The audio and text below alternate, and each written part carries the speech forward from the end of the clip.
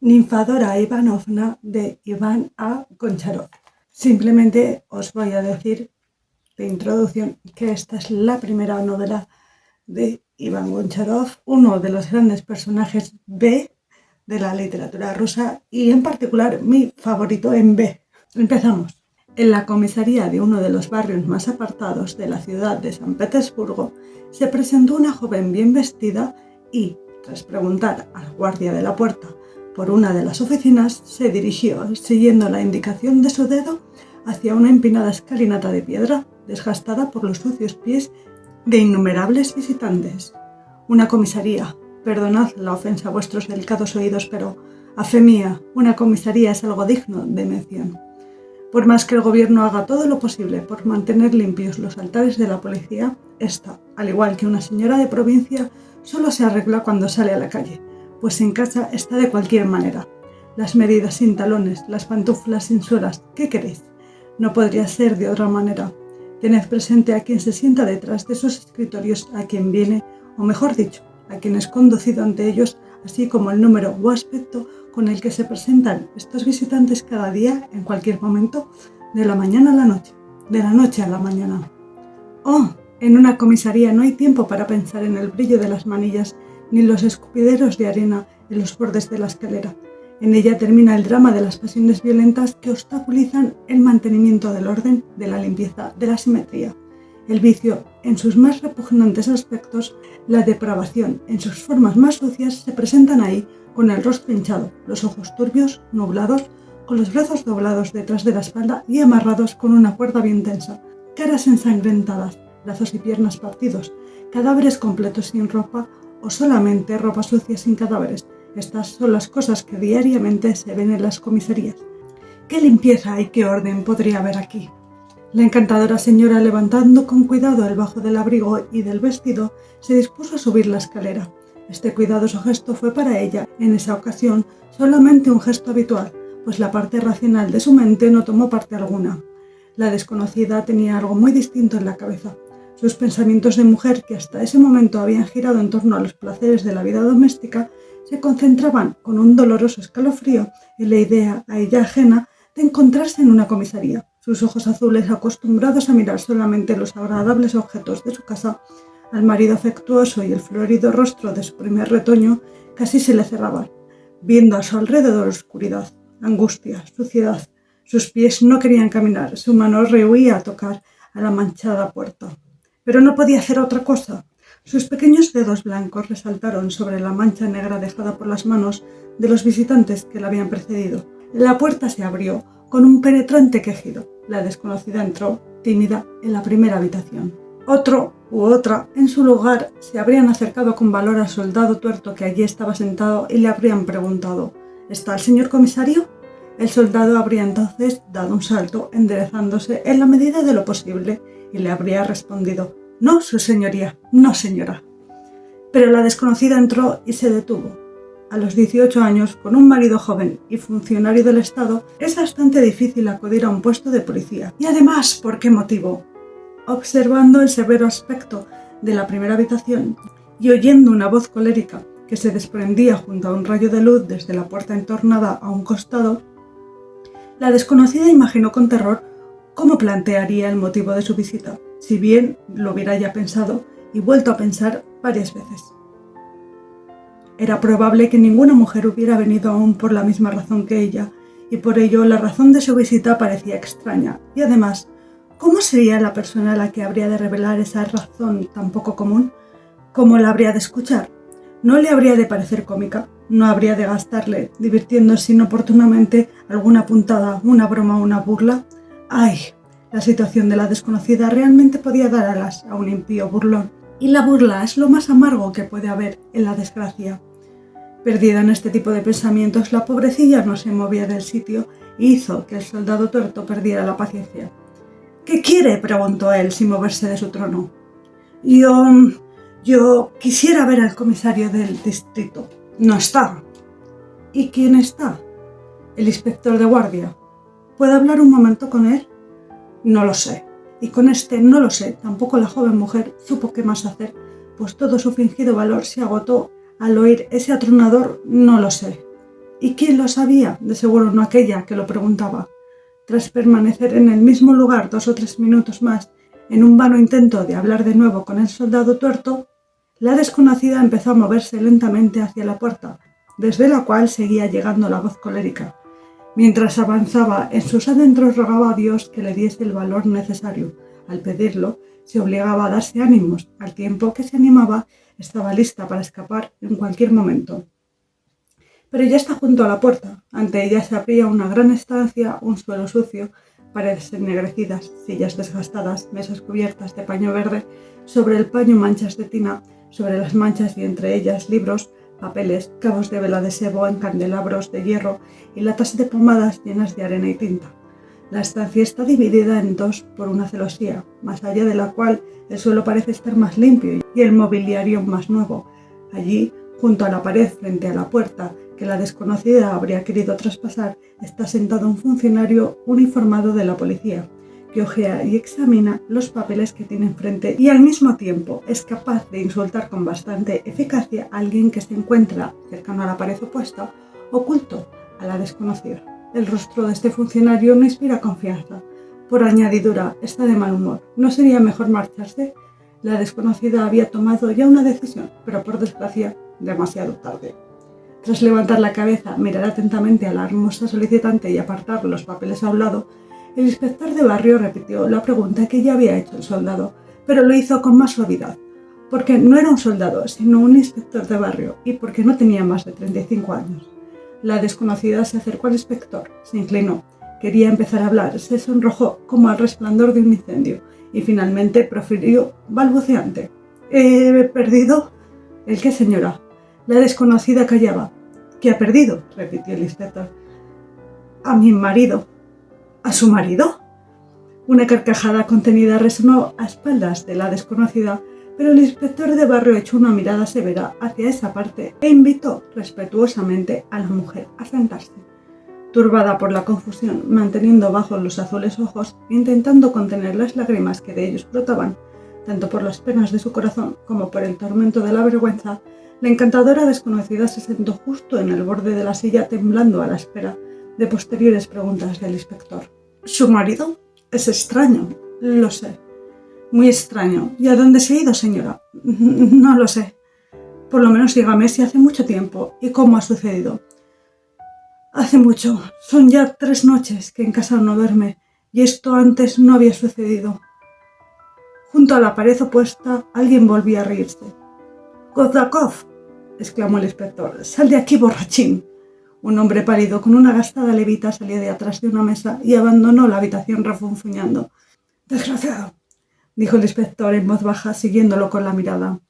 La desconocida se armó de un poco de valor al marcharse el desgraciado. «Dígame, por favor, ¿quién es usted, señora?» «La mujer de un funcionario de 10º rango». «Nombre patronímico y apellido». «Ninfodora Ivanovna Serebrova». «Bien, ahora intente explicar cómo ha sucedido su desventura». «Hace 4 días, el sábado, mi marido se dirigió como de costumbre a la oficina y desde ese momento no he sabido nada de él. En el ministerio donde trabaja me han dicho que el sábado no estuvo allí». El inspector permaneció pensativo y meneó la cabeza. «Por aquí vienen muchas personas a denunciar extravíos», dijo como hablando para sí. «A uno se le escapa el perro, a otro le quitan el caballo, al de más allá le han robado la ropa del desván, pero debo admitir que no recuerdo que nadie haya denunciado la pérdida de un marido». La joven mujer estaba desesperada. Las educadas maneras de los primeros momentos le habían hecho pensar que el inspector de barrio era un hombre bueno y había empezado a confiar en él, pues un alma buena fácilmente confía. Pero de repente este hombre se había puesto a hablar de perros y de caballos. Toda la confianza de la pobre mujer se esfumó. Vio en el inspector al pérfido burlón que temía cada vez más. El valor la abandonaba, la timidez y la vergüenza se apoderaban de ella con más fuerza. Quería marcharse de ahí, y si no lo hizo fue solamente porque no tenía el valor suficiente. El inspector, mientras tanto, seguía hablando y no advertía el sufrimiento de la bella solicitante porque no había tenido nunca la intención de reírse de ella. A menudo encontramos en el mercadillo los objetos robados, transformados de una manera tal que es difícil reconocerlos. Supongamos que a un marido lo transformaran, aunque tampoco se le llevaría al mercado. Este asunto no tiene nada que ver con un hurto. El marido se ha escapado por sí mismo, como a veces escapa un caballo. un perro, una vaca o un ciervo de gleba. El perro, la vaca o el caballo terminan en muchas ocasiones en manos de un ciudadano honesto que espontáneamente notifica a la policía haberlos encontrado, pero nunca he oído hablar de que se notifique el hallazgo de un marido. Un ciervo de la gleba fugitivo no puede ir muy lejos porque debería tener pasaporte o algún otro documento, pero ¿qué documentos tienen los maridos? Realmente, señora, dijo dirigiéndose a la solicitante, su asunto tiene la forma de un caso absolutamente nuevo. En pocas palabras, es un caso inaudito. De todos modos, permítame escribir su nombre. Hace mucho tiempo que vive en nuestro distrito. Son ya 2 años en la casa del comercial. No se preocupe, no se preocupe. La interrumpió el inspector con una sonrisa complacida. Si vive en nuestro distrito, desde hace 2 años, figura en nuestros registros. La solicitante quería marcharse. Permítame. ¿Qué aspecto tiene su marido, señora? Alto, cabello negro, ojos negros, tez clara, sonrosado. ¡Ah! Es un hombre guapo. Solo que nosotros no lo reconoceremos con esos datos. ¿No tenía alguna seña particular? Creo que no, respondió la joven mujer, ruborizándose. Por lo menos, ¿qué ropa llevaba cuando salió por última vez de la casa? El uniforme con el cuello de terciopelo, pantalones grises, levita marrón y un sombrero redondo. Mis respetos, señora. Si usted es una jovencita o un hombre, naturalmente no tiene marido y no puede entender lo que significa perderlo. Pero si es una señora y además una señora que hace poco tiempo lleva este apelativo, admitámoslo, tan agradable, imagine lo que debería sentir Ninfadora. Su marido es sin lugar a dudas muy guapo, muy correcto, muy bueno y muy atento. Constituye toda su felicidad. Pasea con usted por la avenida Nevsky, la acompaña a los almacenes ingleses y a la tienda de Madame Sidler, paga en todas las partes, se sienta tranquilo en su palco, en los bailes no se inmiscuye en asuntos que no son de su incumbencia, no discute nunca con usted, le contradice algunas veces, pero solo por bromear, por la costumbre despótica que tienen algunos maridos de provocar a sus encantadores consortes. En pocas palabras, está a sus pies, es su prisionero, su esclavo, y usted lo ama, aunque se muera de la vergüenza por ello, porque, efectivamente, ¿cómo no se va a amar a un hombre tan agradable? Si usted imaginara, y Dios me libre de desearle ningún mal, pero si imaginara, mi historia así lo requiere, que su marido, ese tierno y buen consorte, que se sienta tranquilo en su palco y que paga las cuentas en todas las tiendas, de improviso desaparece, se pierde, digamos, que termina, quién sabe dónde, que se esconde, que se mete en alguna parte. Dios mío, ¿nunca le ha desaparecido una cinta, un pendiente o un anillo? ¿Tiene tal cantidad? No se puede tener la cabeza en todo, recordar dónde ha dejado cada cosa. ¡Ah!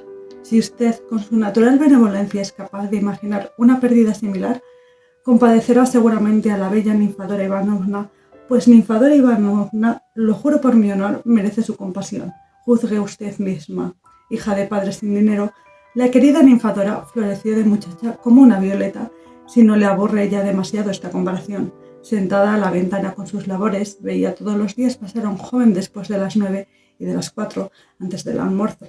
Este regular recorrido, similar a la oscilación del péndulo del reloj en la pared, le divertía muchísimo. Pero en poco tiempo Ninfadora notó que el joven tenía un aspecto bastante apuesto y que había empezado a pasar también después del almuerzo. Y al pasar, a lanzarle pertinentes miradas. El amor no pide permiso para entrar cuando toca las puertas del corazón, así como su marido cuando tocó a la puerta de su santo santorum. A Ninfadora, en la 17ª primavera de su vida, le llegó inesperadamente. Sin aviso previo, vino y se instaló a su joven alma como si fuera el dueño. Lo puso todo patas arriba, creó confusión, mezcló todo. Pero a decir verdad, también embelleció maravillosamente todo, pues a partir de ese momento para Ninfadora el sol se volvió más resplandeciente, el cielo más claro, el aire más agradable e incluso la nariz de su padre menos roja. Solamente una cosa empeoró. Ninfadora se dio cuenta de que su guardarropa era demasiado escaso. Pero es evidente que el joven no pensaba en el guardarropa de Ninfadora. Después de un tiempo consiguió conocer a su padre y vino a su casa. Permanecía en ella toda la tarde, comentaba asuntos de trabajo con el viejo, alababa el pasado, reprobaba el presente, mareó a Iván Artamonovich y 2 meses y medio después se casaba con Ninfadora. Los demás novios solamente tienen una luna de miel. Los nuestros tuvieron 2, 3, 4, tal vez incluso más. Cuando pasó el tiempo debido, Ninfadora regaló a su marido un varón hermoso y sano.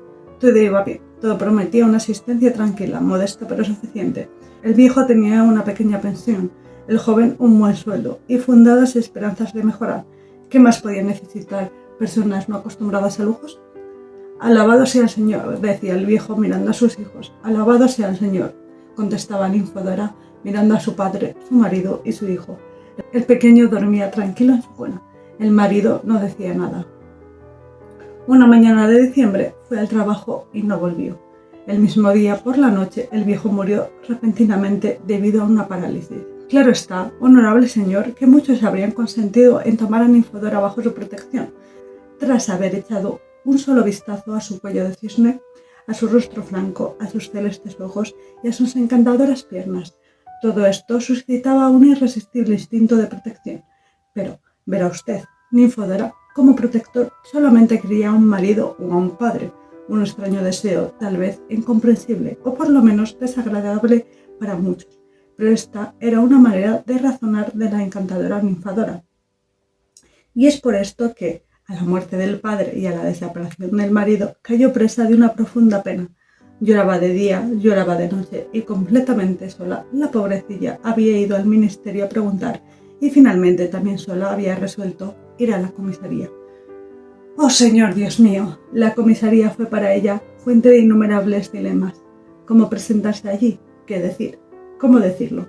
Pero no había alternativa. No iba a mandar a la cocinera, esa criada pelirroja que solo Dios sabe lo que hubiera dicho. Ninfodora se enjuagó las lágrimas frente al espejo y ya conocemos su conversación con el inspector. 2 días después de este coloquio vino a buscarla un enviado de la policía, lo que se conoce como alguacil. Sírvase a acompañarme ante el mayor. ¿Por qué razón?, preguntó ella. Tengo orden de conducirla. ¿Pero qué es lo que sucede? No sabría decirlo. Por favor. Ninfodora fue. ¿Es usted la mujer del funcionario de 10º rango, Serebrov, la que ha perdido al marido?, le preguntó el mayor, esto es, el comisario del distrito. Sí, señor. Entonces, ¿querría echar un vistazo aquí? El comisario del distrito salió de la celosía, a la cual ya nos habíamos referido, y abrió la puerta de la habitación contigua. Allí, sobre un banco, yacía un hombre con la cabeza cubierta. Llevaba uniforme, pantalones grises y levita marrón. ¿Es este su marido? Ninfodora no se esperaba una escena similar y todavía menos podía esperar que se le preguntara si era su marido, aquel hombre tumbado que no hablaba, no se movía y tenía la cabeza cubierta con un trapo. ¿Quiere ver su rostro?, dijo el comisario del distrito, y al notar la turbación de Ninfodora añadió: es inútil. Ninfodora le dirigió una mirada interrogativa. ¿Y entonces cómo podría reconocerlo?, le hubiera gustado preguntar ingenuamente. Su mano estaba ya cerca del trozo de tela sucia que cubría la cabeza del hombre tumbado. No verá nada, dijo el comisario del distrito. La indiferencia de sus palabras desconcertó a Ninfodora. No verá nada. Una esposa quiere ver el rostro de un hombre al que se le presenta como su marido. Y el funcionario de la policía dice que no verá nada. ¿Cómo nada? El sucio trozo de tela, con forma abombada, indica una cabeza. La cabeza está, y entonces, ¿a dónde ha ido a parar el rostro? No sé si Ninfodora estará pensando todo esto, de pie ante el misterioso cadáver y al misterioso comisario del distrito, pero el caso es que temblaba. No verá nada, repitió el comisario del distrito. La mano de Ninfodora, extendida hacia el sucio trapo, descendía lentamente. De todas maneras, si en verdad quiere. Diciendo estas palabras, el comisario del distrito retiró rápidamente el trapo. Ninfodora se echó atrás. ¿Pensaba usted que vería algo más?, preguntó el comisario del distrito con una sonrisa compasiva. Ninfodora no estaba en condiciones de responder. Las rodillas le temblaban, la voz se le apagó en la garganta. Cubriéndose los ojos con una mano, agitaba la otra hacia el comisario del distrito como si quisiera decirle que alejara de ella ese horrendo espectáculo. Y a decir verdad, el espectáculo era horrible. Me disgusta mucho vivir a la orilla de un mar siempre nublado, entre estonios de ojos albinos y lapones de cabellos blancos, en vez de hacerlo en un clima tropical donde todo brilla, arde, todo destella con maravillosos arabescos y vivos colores. Si, por ejemplo, habitáramos, supongo, en las Antillas, le propondría, señora, que imaginara que, mientras pasea por su plantación, de pronto viese unas bonitas flores de color amarillo y celeste que asoman de entre la hierba tupida. Se detuviese para cogerlas y alargase hacia ellas su blanca mano sin guantes y que, en lugar de flores, tocase la cabeza de una serpiente muerta, cuyas coloridas escamas han engañado a su vista. ¡Qué susto! ¡Qué horror! A pesar de que la colorida difunta no puede ocasionarle ningún daño. De la misma manera se espantó la hermosa pero temerosa Ninfódora. Cuando el comisario del distrito descubrió la cabeza del desconocido, Ninfódora vio una cabeza, pero esa cabeza, en efecto, había perdido la cara.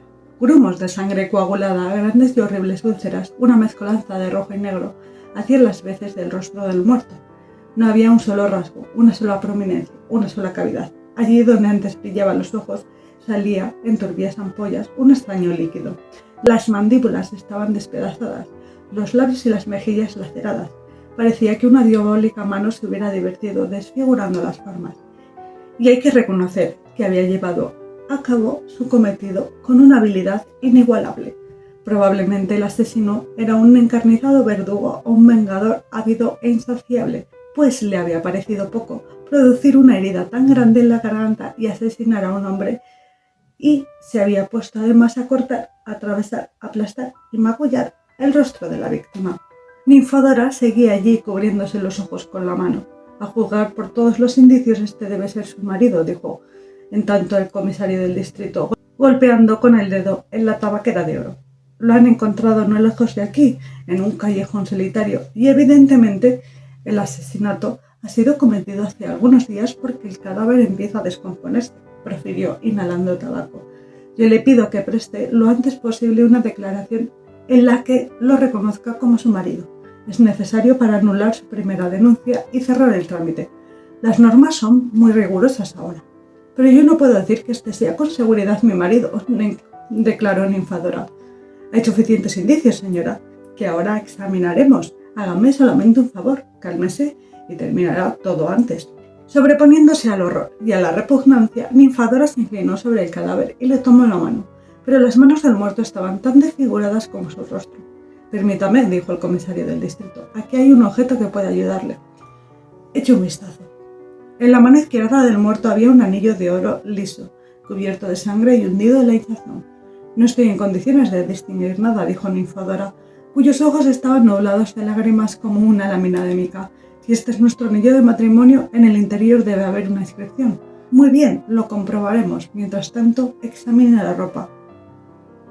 El comisario del distrito empezó a abrir los botones de la levita, el frac y el chaleco del cadáver. Ninfódora reconoció fácilmente la ropa de su marido. «¡Es él!», exclamó la pobre mujer, conteniendo los sollozos. Afanasiev!», gritó entonces el comisario del distrito al guardia, que enseguida compareció. «Limpia esta mano y quítale el anillo». «No saldrá», dijo Ninfódora en voz baja. «Saldrá, Afanasiev, sácalo. Usted, venga conmigo». Regresaron a la habitación con la celosía y el comisario del distrito mostró a Ninfódora una billetera. «Mire también este objeto, estaba en el bolsillo lateral del uniforme. Había algunos apuntes y 2 billetes rojos». Ninfódora la tomó. Era precisamente la billetera que ella había bordado y regalado a su marido cuando todavía eran novios. Oh, cuántos recuerdos volvieron a su mente. Los días más hermosos de su existencia pasada, días de amor y de deliciosas esperas, días de misteriosas esperanzas y de meditaciones ansiosas sobre la futura felicidad, habían transcurrido volando en la cabeza de Ninfódora mientras bordaba aquella billetera. Y ahora todos esos días se asomaban desde las imágenes que habían dejado impresas en su memoria, resplandecían en sus ojos colores iridiscentes, resonaban en sus oídos como una fascinante y conocida melodía. El pecho de Ninfódora empezó a jadear, una especie de corriente eléctrica recorrió todo su cuerpo, su rostro se inflamó, los labios mostraron una sonrisa y al mismo tiempo dolor. La respiración se volvió pesada. No podía separarse de la billetera y le daba vueltas en las manos. Su mente se nubló, olvidó el sitio en el que estaba, los objetos que la rodeaban. La voz del comisario del distrito la sacó de esa confusión. Ninfódora se sobresaltó, como si hubiera oído el disparo de un cañón. ¿Se convenció al fin de que el asesinado era en verdad su marido?, dijo el comisario del distrito. «Para que no quede ninguna duda, examine este anillo». «Bueno, el asunto se ha cerrado. Ninfódora ha quedado viuda. Una prima segunda mía, cuyo marido presta servicio desde hace 4 trienios como guardia de la nobleza, daría cualquier cosa por la suerte de Ninfódora. Mi prima no es Ninfódora, se llama Katerina Ignatieva. Teme que su marido se transforme de guarda trienal en guarda de por vida, si la vida de Pavel Lukianich dura tanto como el respeto que le concede la nobleza guiada por él. Entonces mi prima, su esposa, explotará en cólera. ¿Para qué sirve ese respeto? Es cierto que es agradable recibir en ocasiones las reverencias de algún don nadie, pero Pavel Lukianich, que goza de la estima de todo el distrito, está casi calvo con algunos manojos de pelusa cana en la cabeza, mientras que el terrateniente Leonovsky, capitán de la caballería húsar en la reserva, aunque nadie lo respete, tiene una cabeza llena de espesos rizos negros y unos ojos de halcón que miran a Katerina Ignatievna como si quisieran incendiarla, y además el bigote. ¡Ay, el bigote! Katerina Ignatieva no puede pensar en su bigote sin que se le agite el corazón. Ninfadora, al contrario, estaba triste. Ninfadora tenía nostalgia y lloraba. Lloraba desconsolada día y noche sin reposo, sin cerrar los ojos, ahogándose en el llanto, habría dicho el difunto Delvig. Pero, ¿por qué estaba triste? Porque no conocía a ningún capitán de caballería o porque efectivamente amaba a su marido. Os debo decir la causa de su tristeza, os reiríais de ella, reprobaríais a Ninfodora. No importa, os entrego a Ninfodora, reíros de ella, insultadla, ella amaba realmente a su marido, lo cual no debería sorprender a nadie, educada bajo el silencio, lejos de la corrupción filosófica de la sociedad, bajo el acogedor techo de la devoción paterna, Ninfodora había plantado y cultivado en su alma todas esas angustias, todas esas antiguas creencias que los supuestos inteligentes de hoy en día les parecen supersticiones. Por ejemplo, consideraba sagrada su inocencia virginal, un deber el respeto y el reconocimiento hacia el padre, una obligación la fidelidad al cónyuge. ¿Qué queréis hacer con una tonta así? Pero yo os prometo que no tengo la culpa. Os doy mi palabra de honor que todo fue obra de ese viejo chucho del padre de Ninfodora. Yo no me he inmiscuido en nada. También yo, ahora, lamento. Desde que Ninfodora quedó viuda, lamento que siga llorando y sufriendo por su marido. ¿Pero qué se puede hacer? Pienso que hay que esperar un poco, tener paciencia. Tal vez se consolará. Tened en cuenta que Ninfodora estaba enamorada de su marido y que no vivió con él ni siquiera un año. Tened en cuenta estas dos circunstancias y a razón de ellas, perdonadnos a Ninfodora y a mí. Vosotros mismos sabéis, tal vez, lo doloroso que puede ser perder a un ser querido. Es terrible. Haberse apenas enamorado, haber apenas probado la felicidad de un amor recíproco y de golpe ser privado de la persona a quien se ama. Amar para perder, probar y verse luego privado de ello para siempre. ¡Ah! Esto es algo sobre lo que no tengo fuerzas para decir nada más. En todas las novelas se habla de ello, leedlo en ellas y permitidme continuar con mi narración. El invierno se enfurecía bajo un manto blanco. Ninfodora se había puesto un vestido de luto y miraba a través de los helados cristales del blanco manto del invierno. Bajo su ventana había dos abedules y un árbol de acacia. El invierno los había desnudado, pobrecillos, o bien se vencían huérfanos por el ímpetu de una cruel ventisca, o bien estaban rígidos, inmóviles, con las ramas desnudas como esqueletos. Todo coincidía para colmar de tristeza el ánimo de Ninfodora. Todo contribuía a exacerbar su dolor. Abandonó sus ocupaciones habituales y sus deberes domésticos. No le importaba cómo marchase la casa. Dejó que la cocinera hiciese lo que quisiese, mientras ella pasaba días y noches enteros llorando, inclinada sobre la cuna del pequeño, que, como una florecilla a la que el aliento corruptor de la vida todavía no llega, comenzaba a sonreír mientras miraba sus lágrimas. Antes, al levantarse por la mañana, Ninfodora despertaba con un beso a su marido y le preparaba el desayuno. Luego lo acompañaba al portal todos los días, pidiéndole que regresase pronto. Se dedicaba después a diferentes obligaciones domésticas menores y finalmente, una vez hecho todo, se sentaba a la ventana para esperar el regreso de su amado. Y él volvía alegre, cortés, siempre igual de enamorado, siempre igual de tierno. Ninfodora se le echaba al cuello como si no lo viera desde hacía años. Luego se sentaban todos a la mesa. Qué alegres eran esas comidas a la intimidad de la pequeña familia. Con cuánto cuidado se afanaba Ninfodora por asegurarse de que su marido y su padre estuvieran satisfechos, y con qué orgullo miraba a su alrededor al verlos complacidos. Pasaban las veladas todos juntos. Ni el padre ni el marido de Ninfodora, evidentemente, amaban una vida de distracciones vanas. El viejo se sentaba a fumar una pipa, Ninfodora a coser o a tejer. El marido leía en voz alta. Todo esto, naturalmente, son cosas comunes, cosas que no valdría la pena contar, pero es que Ninfodora era feliz con ese modo de vida, tanto que no sabía cómo agradecerlo a Dios. Y ahora, afuera el invierno se endurecía, las habitaciones estaban sombrías, vacías y triste estaba también el alma de Ninfodora, triste hasta el punto del dolor.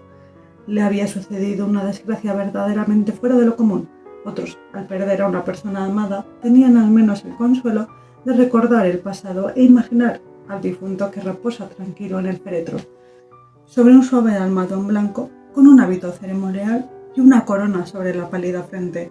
Ninfodora, por el contrario, veía el cadáver ensangrentado, desfigurado de su marido, y ese horrendo cadáver suplantaba en su memoria a todas las imágenes placenteras de la existencia pasada. Se sobresaltaba, recordando ese horrible y desagradable espectáculo. Se esforzaba por alejarlo de su mente. No podía siquiera abandonarse a la melancolía, sin que ese horror se hiciera presente. Una doble desgracia. Entretanto habían llegado las fiestas de Navidad, tiempo de prodigios y magia, dominio del espíritu del mal. Ninfodora no era indiferente a las supersticiones. Si un postigo golpeaba, chirriaba una puerta o el viento silbaba irritado en el ojo de la cerradura, a Ninfodora le parecía que escuchaba avanzar al muerto con esa cabeza sin rostro.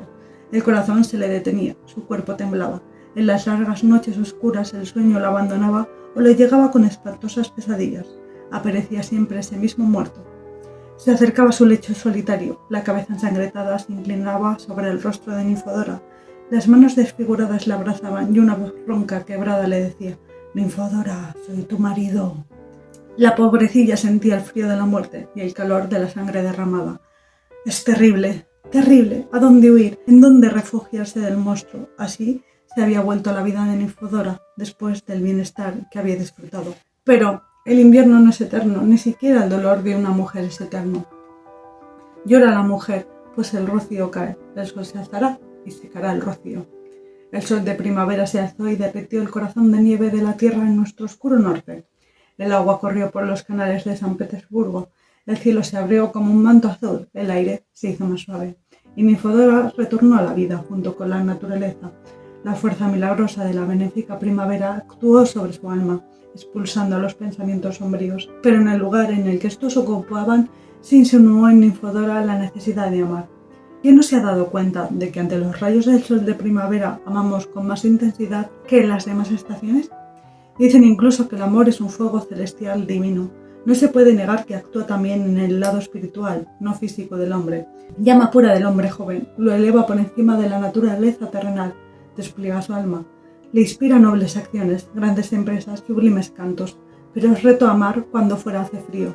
Al contrario, en primavera el sol resplandece, el verde se difunde, el aire emana un cierto aroma, los pájaros vuelan en parejas, sus trinos resuenan sobre las cabezas de los hombres, y el hombre, ser orgánico, animal, creado de la tierra, madre de todo lo que vive sobre ella, el hombre advierte este renacimiento, renace también él, empieza a abandonarse a los sueños del amor. Si nos detenemos a pensar en todo esto, no nos extrañará que algunos sabios hayan afirmado que el amor es la fuerza que da vida a la naturaleza y comprenderemos la palabra Dios es amor purísimo.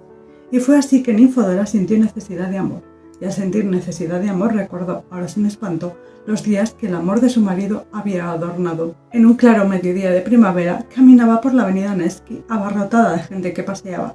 Al ir a subir al puente de Kazán, tuvo que detenerse porque varios carruajes le impidieron el paso. Entre estos, una calesa atrajo la atención de Ninfodora por sus magníficos y elegantes adornos. En los suaves asientos de la pequeña calesa se mecía una joven. Ninfodora levantó la vista. ¡Era su marido! Hasta ahora, para expresar la emoción que se produce en una persona por un acontecimiento inesperado, los escritores de novelas han recurrido al rayo, al trueno, a los destellos eléctricos y a las selvas de cañón. Yo os autorizo para que escogéis entre cualquiera de estas comparaciones, pues no tengo ganas de buscar una nueva para describir la situación de Ninfodora. Solamente diré en respecto a la sacrosanta verdad que se le nubló la vista, le dio vueltas la cabeza y le pareció que toda la calle, las casas y la gente rotaban a su alrededor como si se tratara de un eje. No conseguía detener los ojos en nada, todo se desvanecía ante su incierta mirada. Finalmente, cuando los sentidos y los pensamientos de Ninfodora recuperaron un cierto orden, rápidamente lanzó su mirada en persecución de la fatal calesa, pero ésta había desaparecido. Otros carruajes se cruzaban por aquí y por allá con estrépito. Los paseantes se adelantaban el uno al otro. Tropel, ruso, francés y alemán resonaban en las orejas de Ninfodora, pero Ninfodora no vio ni escuchó en todo ello nada conocido. Retomó su camino. Durante mucho tiempo su mente se turbó por ese encuentro sorprendente. A la vez que no recordaba nada de los primeros minutos posteriores, veía cada vez con mayor claridad el instante mismo del encuentro. Recordaba cómo los hermosos y robustos caballos le habían cerrado el paso, cómo detrás de los caballos giraban las ruedas del carruaje, cómo ella al detenerse había levantado la vista, cómo su mirada se había posado en el perfil de un apuesto joven y cómo en ese instante su corazón había temblado mientras el desconocido se giraba con indiferencia. ¿Acaso no era él? ¿Acaso lo sería? Las facciones del rostro eran las suyas, Ninfodora lo podría jurar, pero esa indiferencia, esa mirada, solamente podía ser de un desconocido. No, el marido de Ninfodora no era así. Probablemente se había confundido, dejado engañar por el parecido, pero ¿se trataba de un parecido? Tal vez el desconocido ni siquiera se parecía a su marido. Caminaba pensativa, recordaba a su amado difunto, imaginándolo como había sido en los primeros días de su romance. De pronto pasa un carruaje, dentro va una joven. Ella echa una mirada y le parece que se trata de su querido resucitado. ¿Qué tiene de raro? Su mente estaba predispuesta a un encuentro así. En ese momento habría podido confundir a cualquiera con su marido, a quienquiera que hubiera estado en ese carruaje. Analizad las circunstancias. Podréis ver que todo es muy natural. Además, no había visto Ninfodora a su marido muerto. Es cierto, no había podido verle el rostro, ni tampoco las manos, pero la estatura, el color de cabello, la ropa, la billetera y finalmente el anillo, su anillo de matrimonio, ¿eran pocos elementos? ¿Podía dudar aún? No. Ninfodora se había confundido, se había dejado engañar por el parecido por su propia imaginación. ¿Cuántos casos similares conocemos? El amante, mientras espera en el sitio convenido, cree reconocer a su amada en cualquier mujer que se acerca. El malvado no duerme en el silencio de la noche, pues cree oír cantos fúnebres. Son cosas sabidas. No creo que sea necesario extenderme en algo tan conocido, y, sin pretender ser exacto, prefiero narrar una anécdota que demuestra bastante bien hasta qué extremos puede conducir a una persona la fuerza de sus pensamientos, una fuerza que en ocasiones baja hasta nosotros como una niebla y nos envuelve bajo su mágico poder, como lo hacen los espíritus domésticos. Érase una vez el rey de España, Felipe III. Un día estaba trabajando en su despacho. Hacía frío. Para calentar, los reales miembros le habían colocado cerca un brasero con carbones ardientes. Pasado un tiempo, las brasas del carbón habían calentado tanto el rostro del rey que el sudor le escurría a raudales, pero Felipe, bondadoso y dócil, no se quejó. Uno de los cortesanos, el marqués de Pobar, advirtió la infeliz situación de Felipe, pero no osó retirar el brasero porque esto estaba fuera del ámbito de sus competencias y hubiera representado una infracción del estricto código protocolario español. Corrió a buscar al duque de Alba, pero este le respondió que tampoco él tenía derecho a entrar en el despacho real y que había que comunicárselo al duque de Uceda. Uceda, por desgracia, se encontraba esos días en su casa de campo. Se pusieron a discutir y a dar razones, y mientras lo hacían, el rey se seguía cociendo. Cuando finalmente se avisó a Uceda y este corrió hacia el rey, el pobre Felipe, inmerso en sus pensamientos y en sus preocupaciones, se había cocido del todo. Le sobrevino una gran inflamación, de la cual murió. Tal vez esta anécdota pueda pareceros ridícula, pero yo la he tomado de un texto impreso, y en lo impreso hay que creer. Espero, en todo caso, que no suceda semejante accidente mientras leéis esta anécdota. Reconduzcamos ahora de nuevo las ruedas de nuestra historia al sendero del cual se han salido debido a la torpeza de nuestro cochero y a la loca vivacidad de caballos poco acostumbrados al tiro. Tras largas y confusas reflexiones, Ninfodora empezó a calmarse. El extraño encuentro en el puente Kazán ya no agitaba su mente y le parecía lejano como un sueño. Ninfodora, en efecto, se puso a pensar que tal vez había soñado esa aventura. Sus ideas poco a poco se volvieron más claras, se pusieron en orden y finalmente se tranquilizaron del todo, de igual manera que lo hace la superficie ondulada de un estanque. Primero se agita mucho, pero luego poco a poco las ondas se calman y se funden. La superficie del estanque se vuelve lisa, clara y de nuevo refleja como un espejo la verde orilla de su frondoso bosquecillo. La casa en la que Ninfodora vivía era antigua y de madera, por eso no es de extrañarse que, por negligencia de algún inquilino, se incendiase en una calurosa noche veraniega mientras Ninfodora reposaba dando vueltas en su cama de plumas, soñando quién sabe en qué, porque a veces las viudas jóvenes tienen sueños bastante extraños. Todo se volvió sobresalto, premura y ruido. El bombero de guardia de la torre dio la alarma. En un instante se engancharon los caballos, el equipo de bomberos se lanzó con estruendo sobre el adoquinado, pero fue en vano. El fuego había hecho presa y la frágil vivienda de Ninfodora sufrió la miserable suerte del rey. Dios santo, otra vez iba a hablar del rey, que Como poderoso señor, ya una vez me he apartado del camino recto. El hogar de Ninfodora fue pasto de las llamas. Entre tanto, los gritos y alborotos continuaban. Cada cual intentaba salvar lo que parecía más valioso. Dejaban un cofrecillo con dinero y cargaban una silla rota. Olvidaban documentos importantes y corrían a salvar un tiesto con un brote de geranio. Ninfodora fue más sabia que muchos porque era madre. Despertada por los golpes y gritos, se levantó de la cama, vio el humo y el fuego y se precipitó directamente sobre la cuna de su hijo, su más valioso tesoro. Pero en ese momento las llamas se rompieron por la puerta caída. Ninfodora se lanzó hacia la ventana, pero también estaba en llamas. ¿Por dónde escapar? ¿Dónde estaría la salvación? No debéis preocuparos, gentiles señoras. Apenas he contado la mitad de mi historia y os aseguro que la otra mitad no trata de una ninfadora quemada. Os doy mi palabra de honor que mi ninfodora no se quemará antes de que termine la historia. Apretando contra su seno al pequeño que lloraba, la pobre madre estaba de pie entre las paredes envueltas por el fuego sin saber qué hacer. Su corazón se detuvo, su mente se nubló, las fuerzas y el valor se le esfumaron. Pálida como un lienzo, vestida solo con un camisón blanco que le caía con finos pliegues desde los hombros semidesnudos sin llegar a cubrir los pies descalzos y de un blanco deslumbrante, parecía la estatua de alabastro de una divinidad mitológica en un templo bien iluminado. La luz rojiza de las llamas, que salían por todas partes, reflejaba un color rosa sobre esa figura blanca, volviéndola casi transparente. Mientras tanto, de la calle y del patio llegaban gritos espantosos. Lenguas de fuego se colaban como serpientes entre las grietas y los pilares del seco edificio. La habitación de Ninfodora empezó a llenarse de un humo sofocante, el techo a crepitar. Ninfodora permanecía inmóvil en pie y solo de vez en cuando decía en voz baja: ¡Socorro! De pronto, en mitad de la puerta, desde la que revoloteaban jirones de fuego, como si la boca del infierno se tratara, apareció algo con aspecto humano. ¡Socorro! ¡Socorro!, gritó Ninfodora, juntando las fuerzas que le quedaban. 2 chorros de agua se precipitaron sobre la puerta. El vapor se elevó de los marcos ennegrecidos y silbantes. Algo enorme irrumpió en la habitación. Algo húmedo cayó encima de Ninfodora. Suspiró, lanzó una exclamación y unos segundos después, sin sentido, la sacaba de ese infierno un hombre joven, un vecino, que ya desde hacía tiempo había reparado en el bello rostro de la joven viuda y que ahora llegaba muy oportunamente en su ayuda. Caballero sin tacha y sin temor. Cuando Ninfodora volvió en sí y abrió los ojos, se encontró en una cama, en una habitación amueblada con mucha sencillez, pero arreglada y sin rastros de pobreza. Su hijo yacía dormido a un lado. La puerta estaba cerrada, las cortinas corridas. ¿Dónde estoy?, pensó Ninfodora. Sus ojos recorrieron la habitación. No reconocía nada. ¿Dónde estoy?, dijo suavemente y se incorporó retirando la mullida y cálida manta que la cubría. El gesto hizo que la cama crujiera y en ese momento se escuchó un rumor detrás de la puerta. Ninfodora intentó escuchar, pero el rumor se detuvo. Fue a alzarse y la cama rechinó otra vez. ¿No duerme?, preguntó una agradable voz desde el otro lado de la puerta. Ninfodora no sabía a quién se dirigía la pregunta, por lo que calló.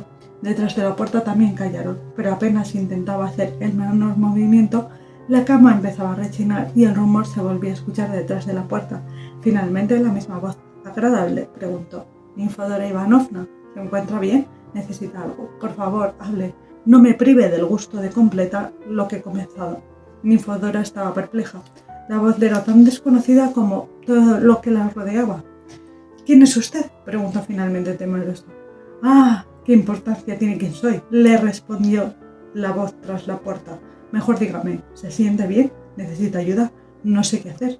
«¿Y por qué no entra?», dijo Ninfodora. «Ah», respondió la voz misteriosa, «no me atrevo». «¿Cómo que no se atreve? Entre, por favor». «Es que tengo la impresión de que esté sentada en la cama y no bajo las mantas». «¿Y?», Ninfodora Ivanovna, yo... Y la voz se cayó. «Por favor, entre», repitió Ninfodora. «Me arroparé bajo las mantas si eso es lo que quieren. Pero me muero por ver antes posible a aquella que me ha dado refugio después de la desgracia». «No soy aquella, Ninfodora Ivanovna, soy aquel». «¿Qué quiere decir?». «Ah, se enfadará conmigo». «¿Por qué iba a enfadarme? Yo soy un hombre». Ninfodora lanzó un grito y, envolviéndose con las mantas hasta la cabeza, se tiró en la cama. «¿Lo ve?», dijo la voz con más fuerza que antes, de modo que Ninfodora ya no podía no solo no darse cuenta de que se trataba de un hombre. «Ya sabía yo que la enfadaría, pero por favor no lo haga, Ninfodora Ivanovna, le juro que no tengo culpa».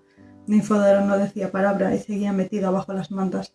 pero unos minutos después, al no escuchar al desconocido y al darse cuenta de que no podría permanecer en esta situación, consideró que había que llegar a algún acuerdo. ¿Está usted todavía ahí?, preguntó sin destaparse la cabeza.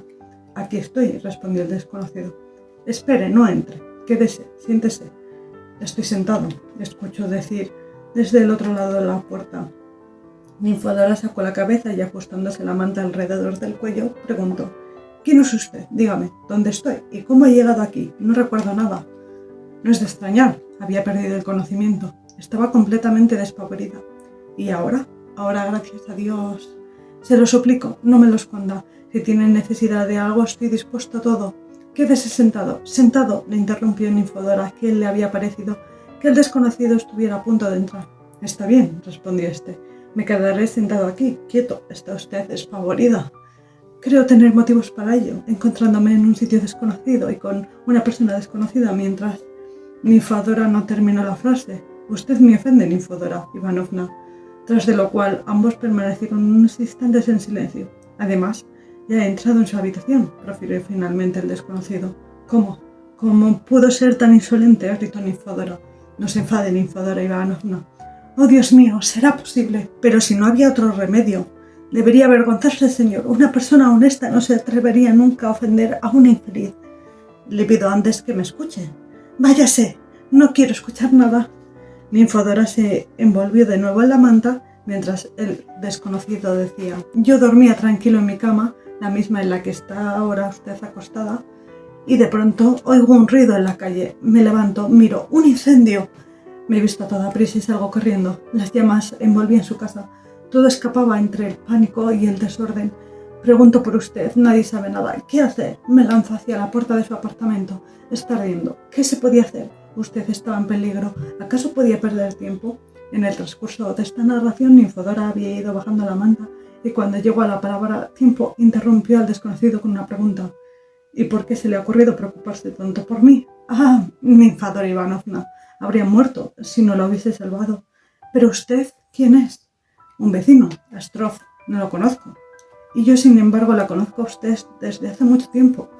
¿Desde hace mucho tiempo? Sí, Ninfodora Ivanovna. La conocí ya cuando era una muchacha. La conocí de casada y ahora la conozco de viuda. ¿Cómo puede ser? La he visto en varios lugares. Usted no se percataba de mí porque nunca he tenido el valor de hacerle notar mi presencia. Pero usted, la conocía desde hace tiempo. Y cuando quedó viuda yo... ¿Y el incendio?, dijo Ninfodora. Cuénteme. Ya le he contado todo. Lo demás es más importante para mí que para usted. Ah, qué feliz he sido. Nunca olvidaré estos maravillosos momentos. ¿Cuáles? Aquellos cuando la llevé lejos de las llamas en mis brazos. Oh, qué feliz era. Ninfodora quería enfadarse, pero no podía. Su poder le imponía enojo, su agradecimiento afecto. Víctima por unos momentos de esta difícil situación, decidió que era mejor ser afectuosa que colérica. Entonces le debo a usted haber salvado mi vida y la de mi hijo. No hable de esto, Ninfodora Ivanovna. Yo le debo muchas cosas. Por la felicidad que he encontrado al llevarla en brazos y al prestarle las primeras atenciones aquí, en esta habitación. Basta, dijo Ninfodora. ¿Tal vez lamenta que la haya salvado yo? No, respondió Ninfodora con una voz que traslucía como si se apaciguaba. No he querido decir eso. Al contrario, se lo agradezco. Pero dígame, ¿por qué se siente usted al lado de mi puerta y no manda a alguna mujer? Soy soltero, no tengo mujer. Se lo hubiera pedido a alguien, pero ahora cada quien piensa en sí mismo. El incendio continúa. ¿De veras? Con más fuerza que antes. El fuego se ha extendido a otras dos casas. En nuestro patio todo está patas arriba y todos los inquilinos están sacando sus cosas. Solamente yo no estoy salvando nada. ¿Por qué? Porque no me atrevo a entrar a su habitación y todo lo que merece ser salvado está ahí, en donde está usted. Dios mío, ¿qué vamos a hacer? No quiero ser la causa de su infelicidad. Pagar de esta horrible manera todo lo que ha hecho por mí. Ya ha sido recompensado por ello, como le he dicho. Ninfodora se ruborizó. Esté tranquila. Si el fuego de verdad llega hasta esta casa, la sacaré otra vez de mis brazos. No, por lo que más quiera.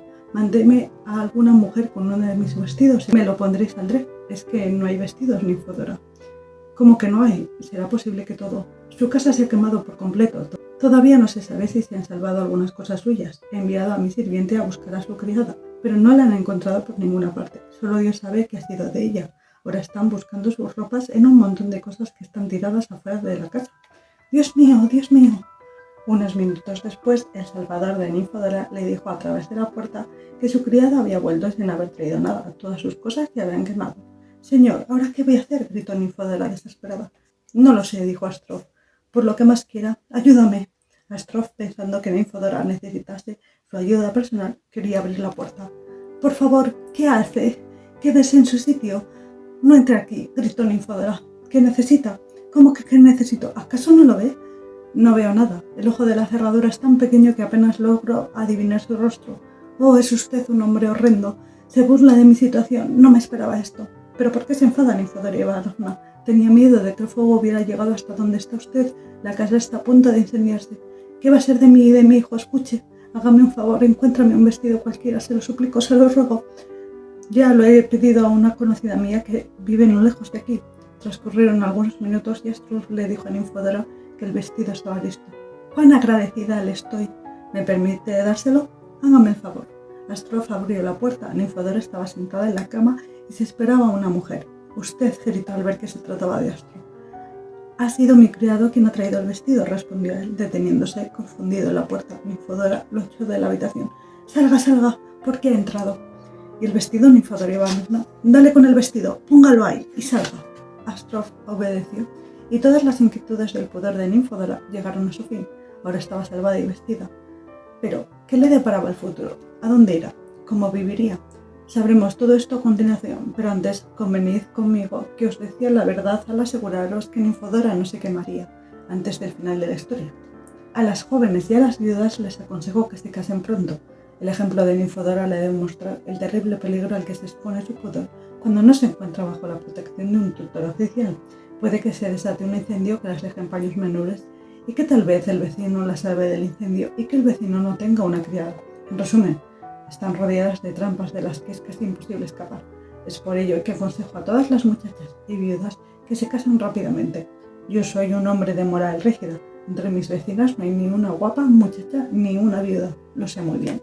Ninfodora, mejor que nadie, comprobó la profunda sabiduría de mi consejo. Pobre Ninfodora, lo que hubo de padecer tras ese ardiente caso. El fuego es el elemento más destructivo de la naturaleza, abate las casas y los corazones que en ellas habitan, levanta la corteza terrestre y exalta la imaginación, expulsa del Vesubio piedras y lava candente, y lo mismo hace con algunas mentes. A Ninfodora le devoró todo, incluso la cuna de su pequeño, hasta el último vestido. Considerad la situación de Ninfodora, sin vestido, en donde puede apoyar la cabeza una joven mujer sin protección cuando está en una situación tan terriblemente desgraciada. Recordemos que Ninfodora tenía pocos parientes y amigos. Recordemos también que los parientes no son nada más que parientes. Esto es gente a la cual, como decía Pushkin, hay que felicitar en las fiestas, y los amigos. Dios mío, la amistad es bella solo en los libros y solo en los que son gruesos, antiguos, encuadernados en piel y carcomidos por las polillas. Pero en la realidad, en la vida, los amigos lo son solamente mientras todo va bien, como dice la canción, o tal vez ni siquiera entonces, como pienso yo. Por lo demás, no es asunto mío, solamente repito que Ninfodora había quedado sin ninguna ayuda, sin techo, sin dinero, y a través de las lágrimas ardientes no veía a quién dirigirse con una lactante entre los débiles brazos, y que le sorprendió, le impresionó, le espantó la propuesta de Astrolf, que de pronto, sin previo aviso, le preguntó si aceptaría, por el momento, ocupar una habitación en su apartamento. Y en efecto, ¿podía no espantarse ante semejante propuesta? Astrolf era soltero, Ninfodora era viuda. ¿Qué tendría él en mente? Supongamos incluso que invitara a Ninfodora sin ningún fin diplomático, sino solamente bajo el impulso de una compasión por su infelicidad. De todas maneras, tal vez habréis leído la historia de ese joven y esa muchacha que habían pensado en salvarse juntos y juntos fueron al desierto y habrían terminado, solo Dios sabe cómo, si el repentino canto de un gallo no los hubiera devuelto a su santa empresa. No fue casual que Chateaubriand, de viaje por Grecia, entre tanta ruina famosa, dirigiera su atención poética a los gallos, observando que era el pueblo de Cea, que por lo demás no tiene nada que llame la atención. Hay tal cantidad de gallos y estos gallos cantan tan a menudo y con tanta fuerza que en verdad te ensordecen. Pero no había nada que hacer. Tras haber reflexionado bien sobre todos los detalles, Ninfodora se confía al destino y respondió a Astrolf que aceptaba su oferta. El joven se puso tan eufórico con su consentimiento que ya empezó a arrepentirse. ¿Por qué se alegrará tanto?, pensó Ninfodora. ¿Cómo que por qué se alegra? Le habría respondido yo si hubiera estado presente. ¿No es tal una alegría para un corazón bueno conseguir realizar una buena acción? Ninfodora miró fijamente a Astrov. Tras esa manifestación de entusiasmo, se quedó quieto, como un escolar tras una reprimenda. Permaneció de pie, los ojos bajos ante Ninfodora. Enrojeció como avergonzándose de su falta de tacto. Vaya, es una buena persona, pensó Ninfodora, y se tranquilizó. Con todo, es probable que ni siquiera en el Congreso de Viena se hayan hecho tantas consideraciones sobre el futuro orden de Europa como las que se concedió Ninfodora al hablar con Astrov del régimen de su futura convivencia. La viudez la iluminó. La timidez y el embarazo del interlocutor le habían dado el valor que le faltaba. Por ello, ni siquiera la menor circunstancia escapó a su sabia política, y todo fue previsto y calculado con una minuciosidad que hubiera honrado al mismo Talleyrand. No voy a resumiros aquí todos los detalles de este excelente tratado de amistad, pero me parece necesario explicar el contenido de la eficacia de algunos muy importantes artículos. Primero, Ninfodora se aleja en la alcoba de Astrov y se queda con las llaves de la puerta de la alcoba adyacente, sin ventana, que ocupa Astrov. 2. Astrov y Ninfodora compartirán el resto de las habitaciones, pero el primero se compromete a no recibir invitados durante el tiempo en que ella viva en esta casa. 3. El criado de Astrov considerará de ahora en adelante a Ninfodora como patrona y Ninfodora a cambio ordenará a su cocinera que obedezca a Astrov. 4. A partir de este momento no se pedirán más comidas al mesón, sino que se prepararán en casa bajo la directa supervisión de Ninfodora, que, como una especial gracia, desea ocuparse personalmente de las cuestiones económicas. 5. Como muestra de su profunda gratitud por esto y demostración del infinito respeto hacia Ninfodora, Astrov se compromete a llevar a cabo todas las diligencias para la solicitud de un resarcimiento por los daños sufridos a causa del incendio y para construir un futuro patrimonio de ella que se deberá constituir con un pequeño capital depositado ante el Consejo Tutelar. Viendo estos artículos resulta evidente que Astrov fue engañado, pero a pesar de ello se puso a cumplir el último de ellos con tanto ahínco que en unos cuantos días los dueños de la que había sido la casa le cedieron la finca quemada y abandonaron San Petersburgo, felices de haberse liberado de ese pequeño pedazo de tierra que era el único motivo que los había tenido alejados de su inestimable lugar natal en la pequeña Rusia. La bella viuda no sabía cómo mostrar su agradecimiento a Astrov, pero él no necesitaba su gratitud. Este estrambótico sujeto parecía tan contento cuando Ninfodora era feliz que cualquier declaración de reconocimiento por parte de ella habría sido superflua. Él la amaba con devoción y la obedecía como un esclavo. Bastaba con que Ninfodora expresara un deseo para que éste fuera cumplido. Los sentimientos de ella se reflejaban en el alma de Astrov con una extraordinaria felicidad, como en un espejo, solo que aumentados, como si el espejo fuera cóncavo. Cuando Ninfodora se aburría o estaba triste, Astrov estaba a punto de llorar. Cuando ella estaba contenta, saltaba y cantaba. Como era un empleado, pasaba todas las mañanas fuera de casa, pero al volver de la oficina solía permanecer todo el tiempo en casa y Ninfodora no lograba deshacerse de él, pues este argumentaba muy serio que tenía que atender varios asuntos, aunque después no hiciera nada. Transcurrían el tiempo charlando, bien Astrov leía y Ninfodora cosía. Esto hacía que la viuda recordara su vida pasada y de sus ojos brotaban una lágrima que caía temblorosa de sus largas pestañas a la labor. Astrov, cuando notaba estas lágrimas, hubiera querido siempre consolar a la bella afligida, pero no encontraba fuerzas para hacerlo. Algo amargo y desagradable le invadía el alma. Compadecía a Ninfodora y al mismo tiempo se enfadaba con ella. Terminaba por dejar la habitación sin decir nada. Ninfodora, quedándose sola, lo acompañaba con la mirada y miraba fijamente la puerta tras la cual él desaparecía. Sentía que su actitud hacia Astrov le volvía cada día más afectuosa y esto le provocaba cargo de conciencia. ¿Cómo? Todavía no había pasado 6 meses de la muerte de su marido y ya lo traicionaba. Su cadáver todavía no se había desintegrado, su tumba no se había cubierto de hierba y todos los recuerdos del difunto estaban aún frescos, como la tierra esparcida sobre su oscura morada. Y ya ella le sonreía, ya miraba cariñosamente a otro hombre. ¿Pero sería esto amor? ¿Y si fuese amor? ¿Habría sido Astrov quien lo hubiese suscitado? Ninfodora quería examinar sus propios sentimientos, como un químico lo hace con una sustancia desconocida, por medio de la descomposición analítica. Los resultados de esta investigación la tranquilizaron. Ninfodora encontró que sentía un afecto bastante escaso hacia Astrov y que dicho afecto se basaba solamente en un cierto parecido entre este y el difunto marido, sobre todo cuando este no era aún su marido, sino su novio. En efecto, Astrov se parecía mucho al marido de Ninfodora, la misma estatura alta, el mismo cabello oscuro, los mismos ardientes ojos negros. Además, Astrov era tan tierno y afectuoso como lo había sido el marido de Ninfodora en los primeros días de su relación. le prestaba las mismas atenciones, igualmente preocupado en complacerla, y le dirigía las mismas miradas elocuentes. En una palabra, era el difunto Alexander antes del matrimonio resucitado. Ninfodora no podía dejar de advertir esta asombrosa semejanza y se perdonaba el afecto que sentía por Astro. ¿Y acaso habría debido permanecer indiferente ante este generoso joven? Veía en él a su protector, a su benefactor. Le debía tantas cosas. La gratitud es un deber sagrado. ¿Acaso era posible que Ninfodora pecase al cumplir con este deber? Dios mío, yo pienso que habría sido bastante más culpable si no lo hubiera hecho.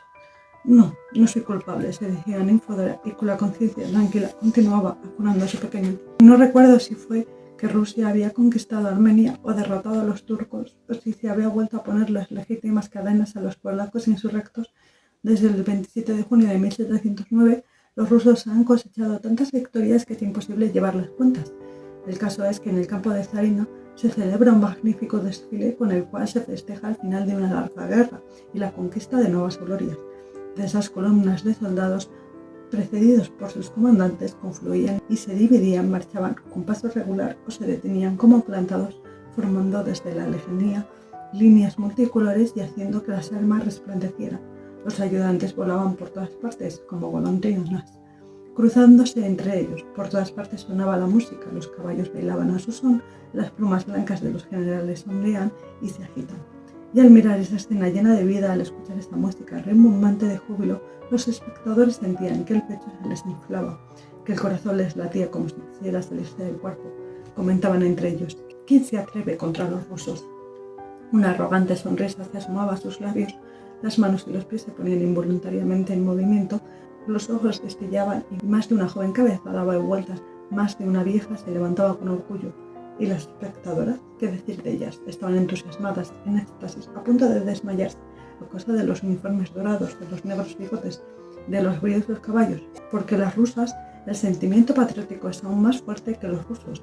Cualquiera de ellas estaría dispuesto a ser incluso subteniente, por no decir general, coronel o capitán. En el jardín de verano, junto a la valla que mira hacia el campo de la Zarina, se había reunido ese día, como siempre en ocasiones similares, una numerosa muchedumbre compuesta por personas de diferente grado, sexo y edad. También estaba Ninfodora con su buen Astro. A fuerza de empujones y de súplicas, él le había conseguido un lugar justo a un lado de la barrera, delante de los otros espectadores, y se había puesto a sus espaldas para proteger la tranquilidad de la joven viuda, contento de que ella pudiera verlo todo. Pero Ninfodora, con un gran asombro de Astro, casi no miraba el desfile y continuamente lanzaba miradas a su izquierda. Pero él no lograba entender qué era lo que atraía su atención hacia aquella parte. Pero, ¿cómo iba a solucionar ese enigma si la misma Ninfodora no lograba entenderlo? A lo lejos, más allá de los sombreros de hombres y mujeres, se entreveía la cabeza de un hombre de cabello negro, el rostro sonrosado y un poco alargado. Cuando Ninfodora advirtió por primera vez casualmente esta cabeza, un escalofrío la recorrió el cuerpo y el sudor afloró su frente. No se trataba solamente de la semejanza con su difunto marido, como la que había advertido Nostrov. No, era su marido en persona. Sí, precisamente él, porque la naturaleza no podía producir dos rostros tan similares el uno al otro. Ninfodora olvidó el desfile, olvidó todo. Miraba de reojo continuamente, aguzaba la vista, pero los movimientos de la muchedumbre y la distancia le impedían ver bien a ese prodigioso desconocido. ¿Qué mira tanto por esa parte?, le preguntó Astro. Nada, respondió Ninfodora con una voz temblorosa. Astro no se percató de su turbación y se quedó callado, mientras Ninfodora intentaba aprovechar cualquier instante en el que la cara del desconocido no se ocultaba detrás de los demás espectadores y, qué curioso, cuanto más lo observaba, más firmemente se persuadía de que se trataba precisamente de Alexander.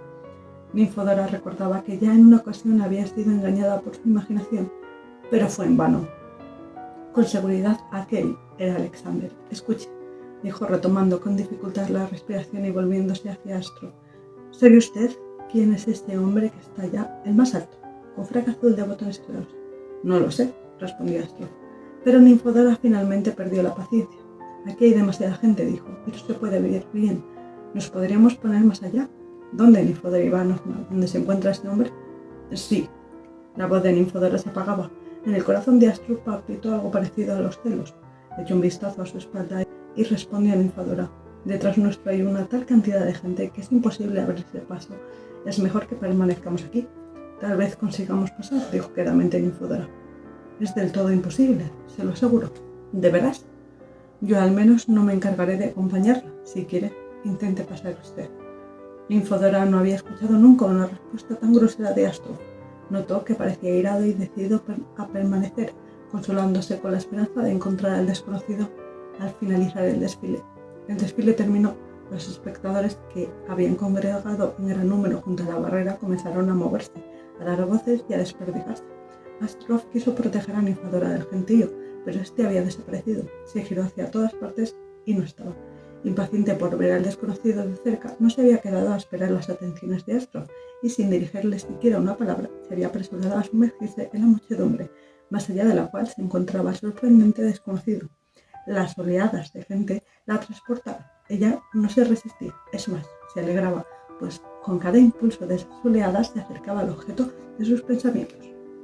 Finalmente, él lo hay, a 2 pasos de ella, rodeado por caras desconocidas. Ninfadora lo mira, lo devora con la vista. El desconocido viste con elegancia, como nunca había vestido su pobre marido. Ella se asombra y empieza a pensar que se ha equivocado. Le parece incluso que no se parece en nada a Alexander, pero el desconocido habla y Ninfodora siente un escalofrío. Es la voz de su marido, su forma de hablar, su tono. Ya no cabe duda, es él. Su Alexander, resucitado de la tumba, vivo y lozano, e incluso más vivo y más lozano que nunca. La cabeza comenzaba a darle vueltas a Ninfodora. El frío y el calor le recorrían alternativamente el cuerpo. Su corazón latía de forma terrible, la sangre le bullía, le temblaban las piernas. Ni siquiera advirtió que se había apoyado en un hombre que estaba al lado de ella y que, asombrado, le miraba y no se atrevía a moverse porque Ninfodora tenía un aspecto terrible en ese momento. La turbación interna le había alterado horriblemente el semblante. Estaba de pie como una estatua de mármol, el cuello extendido hacia adelante, los ojos casi fuera de las órbitas, el rostro pálido como lienzo, los labios temblorosos. Era la viva imagen del espanto y de la tensión. Y en efecto, el miedo había invadido el alma de Ninfodora, un miedo que nunca había conocido, un miedo mortal. Ninfodora veía ante sí a un hombre a quien había amado con todo el corazón, a quien había acariciado de todas las maneras posibles y a quien un día había encontrado en el sucio banco de una comisaría asesinado, desfigurado, horrible. Y ahora ese hombre estaba frente a ella con toda la frescura de antaño. ¿Cómo había sucedido este milagro? ¿Acaso era un ser humano como ella y los demás?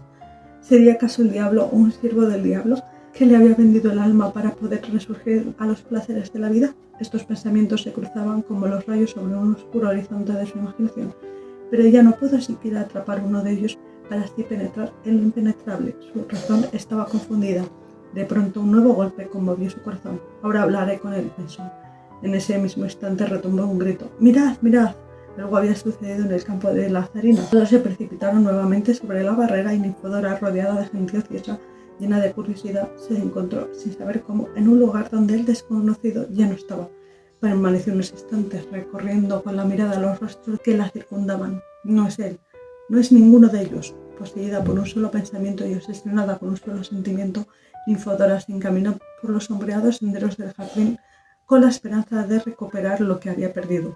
Caminaba rápidamente, casi corría. Su ropa le caía en desorden, los ojos fulguraban y se agitaban. La gente, asombrada o espantada, le cedía el paso. Todos pensaban que era una loca.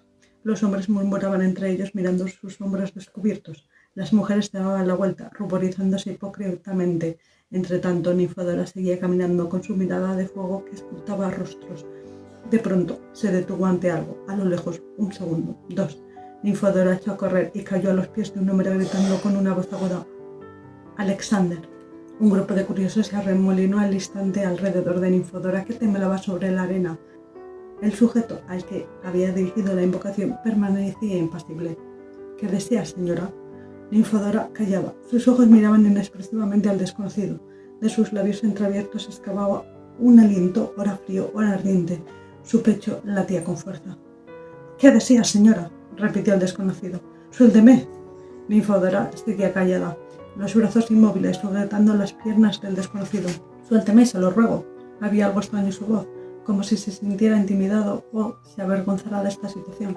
Se inclinó hacia Ninfodora y le dijo afectuosamente: «Por favor, suélteme». Pero las manos de Ninfodora se habían transformado en cadenas de hierro. Algunos de los espectadores, más caritativos que otros, habrían querido levantar a la pobre mujer. Ella los recorrió con una mirada fugaz y gritó: «¡No me toquéis! ¡No me toquéis!». Daba pena ver a Ninfodora tumbada casi sin sentido y aferrada cada vez más a las piernas del desconocido, como si temiera verlo huir. Pero daba más pena aún ver al desconocido, ese hombre alto, esbelto, apuesto, buscando en vano liberarse de las manos de una mujer y pálido, mirando a su alrededor con ojos implorantes. La gente presente se apartaba espontáneamente de los contendientes y los miraba en silencio. «Alexander», dijo finalmente Ninfodora, «Alexander, ¿es posible que no me reconozcas?» «Perdone, señora», respondió el desconocido, «no tengo el honor de conocerlo». «¿Cómo? ¿No me conoces, Alexander? ¿No conoces a tu Ninfodora?» La voz apagada de Ninfodora se elevó de tono. El desconocido se sentía cada vez más incómodo. Estaba en una extraña situación. Era pleno día, en medio de un grupo de desconocidos curiosos listos para murmurar y sacar conclusiones comprometedoras de cualquier cosa. Agredido por una mujer que se os echa a los pies, que os sujeta y os llama su Alexander y que dice ser vuestra Ninfodora. Estaréis de acuerdo conmigo en que no es de extrañar que el desconocido estuviese confundido y no supiera qué hacer, mientras trataba de mantener la sangre fría. ¿Que no conoces a tu Ninfodora?, repetía la joven viuda. Sí, señora, yo no la conozco y tampoco creo que usted me conozca, porque me llama con un nombre que yo no llevo y nunca he llevado. ¿Qué? ¿Cómo?, preguntó Ninfodora impaciente. Usted me llama Alexander, pero yo soy Fiodor. ¿Cómo? ¿No eres Alexander? Oh, no. No puede ser. Te he observado durante más de 2 horas. Te veo también ahora y ahora oigo tu voz. ¿Eres Alexander? ¿Crees que no reconozco a mi marido? ¿Acaso no he besado 1000 veces esas mejillas que ahora están pálidas y hasta hace poco eran rosadas? ¿Acaso no he mirado durante horas enteras esos ojos? ¿No he peinado esos cabellos? Tú eres Alexander y yo soy tu Ninfodora, tu mujer. En los labios del desconocido apareció una sonrisa. Le ruego nuevamente que me disculpe, señora, dijo, con una voz fingidamente alegre. Sería un gran placer para mí ser su marido, pero, por desgracia, tengo otra mujer. ¿Otra? No, Alexander, eso es imposible. Tú me amabas tanto que no hubieras podido traicionarme. Tú eres mío. Yo estoy aún viva. Tú no podías casarte con otra. Pues aún estoy viva. Debe ser una loca, decían entre ellos los curiosos. He visto cómo corría por los senderos. Hasta tiene ojos de loca, exclamó un señor cuyos ojos se ocultaban tras unas grandes gafas azules. ¿Cómo pueden permitir que gente así ande suelta? Dios mío, susurró tristemente otro vestido con una levita, mitad civil, mitad militar, una especie de anfibio. Loca de atar, se escuchaba por doquier. Venid a ver a una loca que se hace pasar por mujer del primero que pasa. Venid a verla, está aquí. Y nuevas oleadas de curiosos fluyeron hacia Ninfodora, que no veía ni oía nada de lo que pasaba a su alrededor. El desconocido empezaba a tranquilizarse. Triunfante miraba a su alrededor, tal vez buscando que la policía la protegiera de la loca. Basta, ¿está la loca de verdad?, observó mi hijo. Claro que está loca, dijo una dama con sombrero de velo, detrás del cual no podía ver nada. Tiene incluso el vestido caído en los hombros y el zapato izquierdo desatado. ¿Dónde se ha visto? El viejo miró a la dama y, volviendo la cabeza hacia la otra parte, gritó a alguien. Por favor, por aquí, venga, es necesaria su mediación. La muchedumbre se apartó y un comisario de policía apareció junto a Ninfodora y al desconocido. Mire usted qué caso tan extraño, dijo el viejo. Se lo ruego, interrumpió el desconocido, inclinándose ante el policía con respeto, pero sin servilismo. Esta mujer me ha detenido de pronto mientras paseaba. Se ha tirado al suelo y no me deja ir. Dice cosas absurdas, entre ellas que es mi mujer. Es una loca, le gritan al comisario desde varios sitios. Ninfodora los miró con ira. ¿Quién dice que estoy loca? Corría por los senderos, dijo el hombre de las gafas azules. Lleva el vestido caído y un zapato desatado, añadió la dama tras el impenetrable velo. ¿Por qué dejan salir a gente así?, exclamó el funcionario mitad militar, suspirando. ¡Loca yo! ¡Oh, Dios mío, Alexander, dilo! Estoy loca porque te amo, tanto como antes. ¿Puede no amarse al propio marido? ¿Usted afirma que este es su marido?, preguntó el comisario. Sí, es mi marido y le aseguro que de loca no tengo nada. Eso ya lo veremos. Su nombre, caballero. Consejero de la corte, Streletsky. Y el suyo, señora Serebrova, esposa del funcionario de 10º grado. Ah, lo tenéis. ¿Cómo no va a estar loca?, observó con sensatez el señor de las gafas azules. Él se llama Streletsky, ella es Serebrova, y sin embargo pretende hacerse pasar por su esposo. Habría que tener bajo llave a personas así para evitar desórdenes en público, por Dios, dijo el funcionario militar civil. Espero que me ofrezca su protección y me libre de esta mujer, decía mientras tanto Streletsky al comisario. Sin lugar a dudas, caballero, sin lugar a dudas, puede estar seguro de que haré todo lo que deba hacerse. Dicho esto, se dirigió a Ninfodora con dulzura y respeto. Ella estaba ya perfectamente tratable, se había puesto de pie, se había arreglado el vestido y respondía tranquila y dócil a todas las preguntas. Streletsky, viéndose libre, hubiera querido alejarse rápidamente, pero el comisario le pidió que esperara. En las palabras de Nifodora no asomaba el menor rastro de locura. Le dan ataques, dijo dándose importancia el sabiondo de las gafas azules. De todos modos, me permito hacer notar, objetó el funcionario anfibio, que si bien ahora habla de manera sensata, no deja de afirmar que él es su marido. ¿Qué tendrá que ver?, exclamó un filósofo. Es lo más lógico, no podría ser de otra manera. Quiero decir que está obsesionada con una cosa, su marido, pero por lo demás es una mujer cuerda. Señor, ¿qué enfermedades tan extrañas hay hoy en día?, dijo con sentimiento el funcionario con la levita mitad militar, levantando con un suspiro los ojos hacia el cielo. Y las consecuencias que traen, Dios mío. Hacen muy, pero muy mal los familiares de la señora Serebrova en permitirle mostrarse en público. Pero en ese momento se escuchó una colorada discusión en el centro de la multitud, en donde estaban Streletsky, Nifodora y el comisario. ¿Qué pasa?, dijeron el anfibio y el sabiondo, poniéndose de puntillas y alargando el cuello para ver la escena por encima de las cabezas y hombros de los demás. No, señor, gritaba Streletsky vehemente. Esto no lo permitiré, no lo admito. Encontraré la forma de obligarlo a obedecer, le respondió fríamente el comisario. Pero ¿será posible arrastrar a una persona decente, a un noble, a un consejero de la parte, por la simple declaración de una mujer cualquiera, de una vagabunda, de una loca, una mendiga? No aprecio la señora Serebrova nada de esto, por el momento. Arrastrarme como un vulgar lacayo. Yo no quiero arrastrarlo. No sé por qué usted usa esa palabra tan fuerte. Solamente le pido que me acompañe. Nunca, por nada del mundo. En tal caso será culpa suya si efectivamente hay que arrastrarlo, como usted dice. Streletsky estaba furioso. Juzguen ustedes, señores, decía rojo y hirviente de ira. ¿Dónde se ha visto que una persona decente sea puesta al mismo nivel que una loca vagabunda? Todos callaban. ¿Dónde se ha visto?, continuaba él. 2 guardias, un gendarme y un inspector de barrio se abrieron paso a través de la tupida muralla de espectadores. Streletsky trataba en vano de zafarse de los robustos brazos de los recién llegados. Tenía espuma en la boca, su lengua balbuceando algo incomprensible. Los ojos le destillaban. Pero el comisario lo miró con indiferencia y dijo al inspector: llevadlo ante el general. ¿Y ella no demuestra ninguna perturbación mental? Ninguna, su excelencia. He hablado largamente con ella y estoy completamente seguro de que está en sus cabales. Increíble. Y Streletsky sostiene firmemente que no la conoce. El general le encogió de hombros. ¿Y qué nos revelan sus averiguaciones?, preguntó el comisario.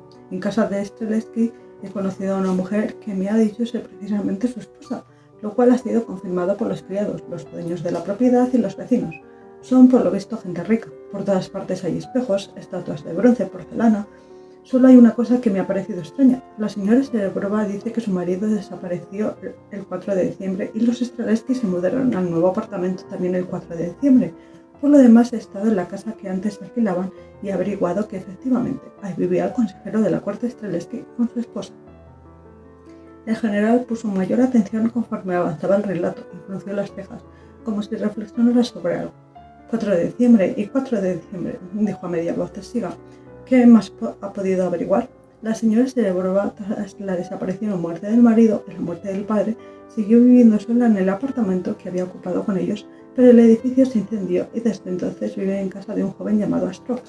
¿Pariente suyo? Eso es justo lo sospechoso, su excelencia, que no es un pariente y tampoco un viejo conocido. Dicen que Astrov salvó de las llamas a la señora Serebrova y que le dio refugio en su casa. En un primer momento así es como se conocieron, pero desde entonces ha pasado ya más de un mes y siguen viviendo juntos. Aquí hay algo raro. No me atrevo a afirmar nada, pero Astrov me ha parecido una persona extremadamente preocupada por la señora Serebrova. Corrió como un loco de un sitio a otro cuando llegó y me imploró casi llorando que le concediera permiso de verlo. Entiendo, aquí tiene que haber algo más, dijo el general, pero este 4 de diciembre, día de la desaparición de Serebrova y de la mudanza de Streletsky, añadió jugándose la frente. No logro quitarme de la cabeza que llegáramos a la verdad si logramos explicarnos de alguna manera esta coincidencia. Escuche, llévese. En ese momento anunciaron al general que tenía una visita. Terminó la frase al oído del comisario y salió del despacho, mientras que el otro se apresuraba hacia la habitación en donde estaba Streletsky, lo montaba en su carruaje y ordenaba al cochero dirigirse a toda marcha hacia el puente Alarchi. ¿A dónde me lleva?, preguntó taciturno Streletsky tras un momento de silencio. A la casa que antes alquilaba. ¿Para qué? Ya lo verá. Pero si yo nunca he vivido cerca del puente Alarchi. ¿Ah, no? No. ¿Y dónde vivía? ¿Y a usted eso qué le importa? No tiene derecho a hacerme esa pregunta. Pues lo tenga o no, le digo simplemente que yo no vivía cerca del puente Alarchi. En cambio, su mujer me ha dicho que vivían allí y los dueños de la casa son de la misma opinión. Streletsky se giró bruscamente hacia el comisario, como si quisiera decirle algo, pero permaneció en silencio y se puso a mirar el pavimento que velozmente pasaba por debajo del carruaje. Durante un rato no dijo una sola palabra. El policía no le quitaba los ojos de encima a Streletsky. Que se cae, se va a matar, dijo finalmente, agarrando con ambas manos al prisionero, que de repente se había inclinado. Cochero, más rápido. Unos pasos antes de llegar a la casa en la que Streletsky había vivido, el comisario ordenó al cochero detenerse frente a una garita. Llamó a un soldado y le ordenó que caminara junto al carruaje, que prosiguió el paso. Streletsky estaba pálido como un cadáver, su cuerpo entero temblaba. «Excelencia», comenzó balbuceando. «¿Qué pasa? Excelencia». Pero de nuevo callaba. «Hable», respondió el comisario, esperando obtener alguna novedad importante que abreviase sus averiguaciones. «No, nada», respondió Streletsky sordamente. Entraron en la casa. «Ah, es otra vez usted, coronel», dijo el dueño de la casa, el sabiendo de gafas azules, y dicho esto se paró desconcertado frente a Streletsky. «¿Cómo? ¿El señor de esta mañana con quien la tomó está loca?» «Tal vez no esté loca», añadió el comisario. «Que no, tenía los ojos de furia, era evidente. Yo entiendo de estas cosas. ¿De locos?» «Sí, de locos y de cuerdos. Verá, ella tiene obsesión por un tema. Apenas volverse a casa lo he consultado, se llama monomanía. Señor Streletsky, esta mañana no caí en la cuenta. Usted debe ser pariente de Fyodor Lvovich Streletsky, que vivía aquí en esta casa. Qué gran persona, bueno, respetable». «El señor Streletsky sostiene que él mismo es esa persona», dijo el comisario. «¿Cómo es eso, coronel?» El comisario explicó al sabiondo todo el asunto. Sus ojos de sabiondo se abrieron como platos, sus narices se dilataron, abrió la boca. En ese momento, al mirarlo, no cabía la menor duda de que era un hombre cuerdo. Streletsky se le acercó y con un extraño brillo en los ojos le gritó casi al oído: «¡Vamos, dígalo! ¿Acaso no soy yo, no soy yo?» El sabiondo retrocedió. «Hable sin miedo», dijo el comisario, haciendo un guiño al soldado para que permaneciera junto a la puerta. El infeliz dueño de la casa dirigió una mirada implorante al comisario, luego tomó aliento, sacudió la cabeza y pronunció a media voz: «No, no es él».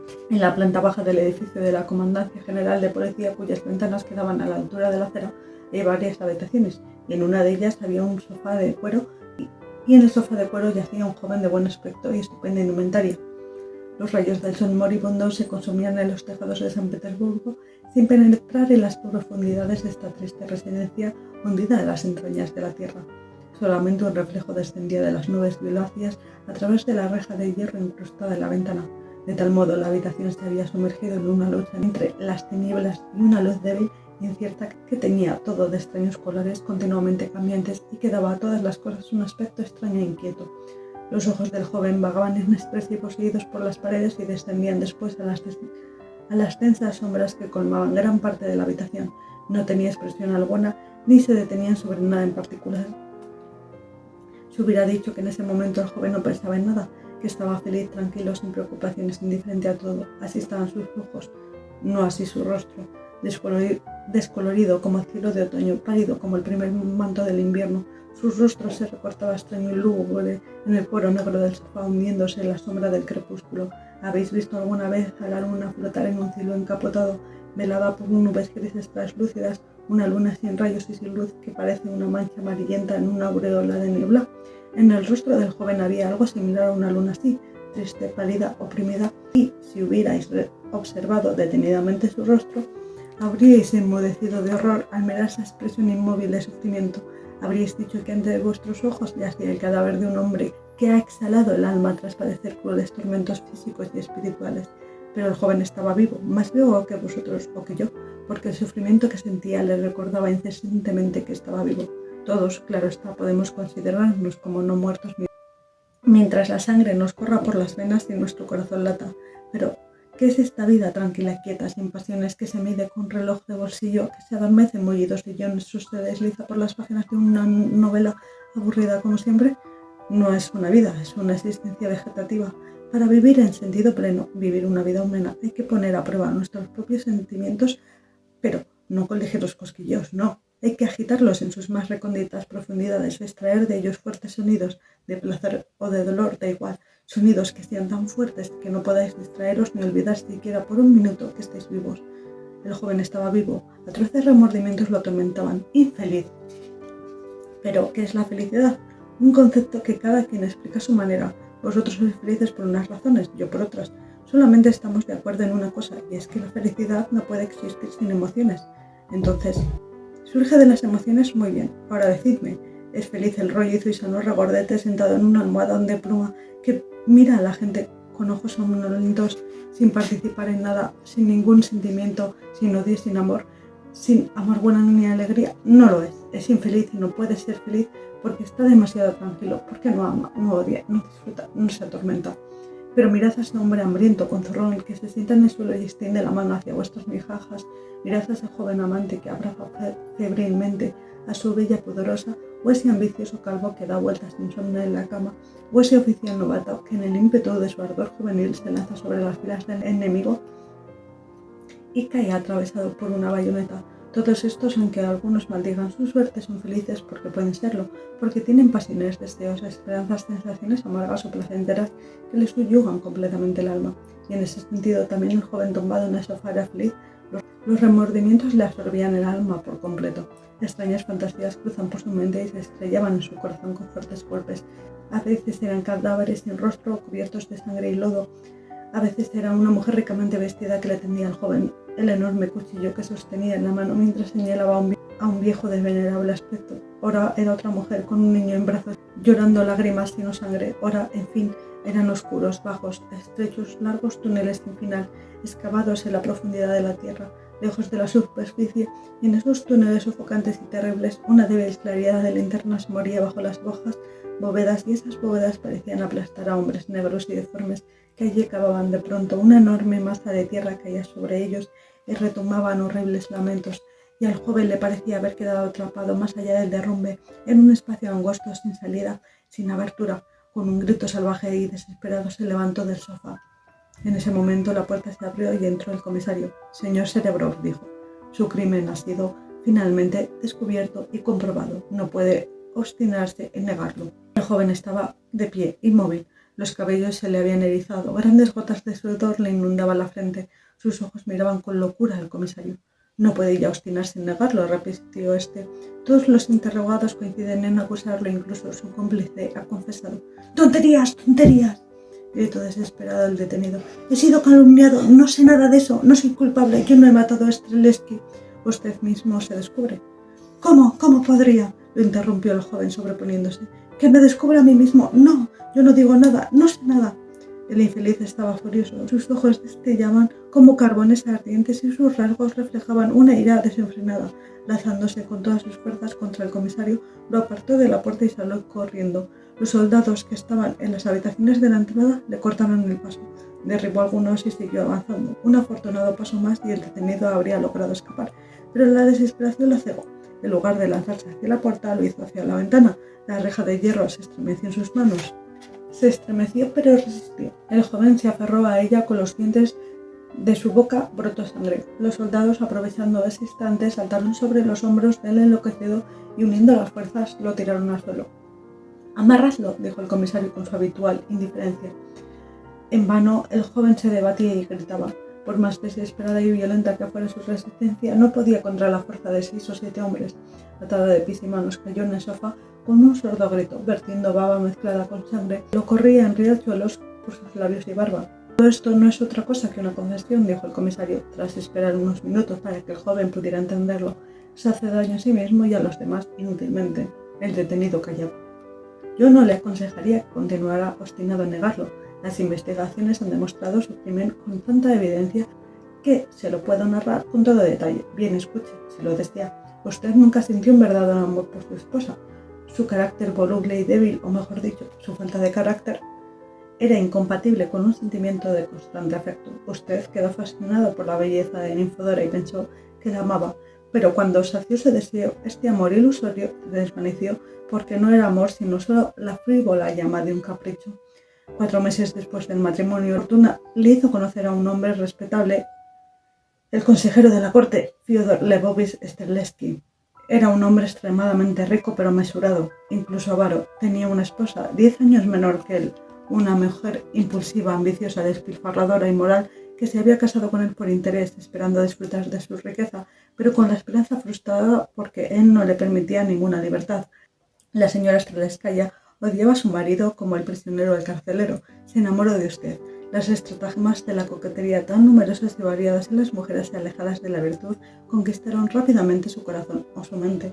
Nació una relación amorosa. Mientras su familia creía que estaba usted sentado en el escritorio del ministerio, usted estaba en casa de los Streletsky o pasaba el tiempo con su amante en alguna otra parte. En San Petersburgo hay muchos refugios para el pecado. Usted estaba embrujado por la señora Strelskaya, cegado por su belleza marchita y por la falsa infelicidad de la que ella se lamentaba en todos sus encuentros. Muy pronto comenzaron ustedes a hablar de cómo poner fin a sus angustias.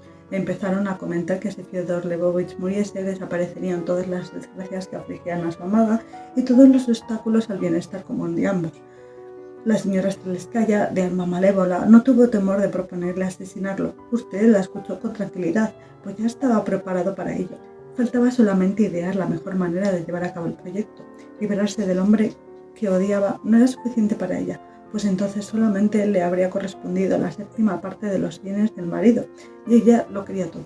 Usted pensaba igual, porque el espectáculo de riqueza que reinaba en casa de los Strelskaya, a pesar de la avaricia del dueño, siempre le había producido una fuerte envidia, de modo que había que idear un plan que hiciera que toda esa riqueza pasara a manos de ustedes dos. El buen juicio de Streletsky no les permitía tener la esperanza de que un día decidiera poner su patrimonio a nombre de su esposa.